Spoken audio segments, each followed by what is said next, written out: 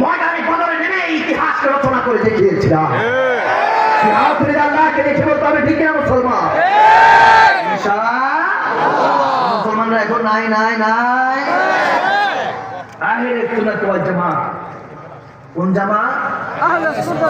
আরো জোরে আহলে সুন্নাত ওয়াল জামাত। আমার মাননীয় আজকের অতিথিবৃন্দদেরকে বলবো, আহলে সুন্নাত ওয়াল জামাত নামটা ইনশাআল্লাহ মনে রাখবেন।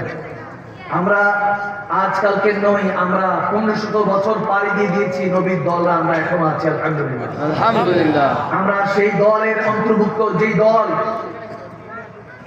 রব্বুল আলামিন আমাদেরকে কবুল করেছেন। লাকাদ রাদিয়াল্লাহু আনিল মুমিনিনা ইয ইউবাইউনাকা তাহতা শাজার।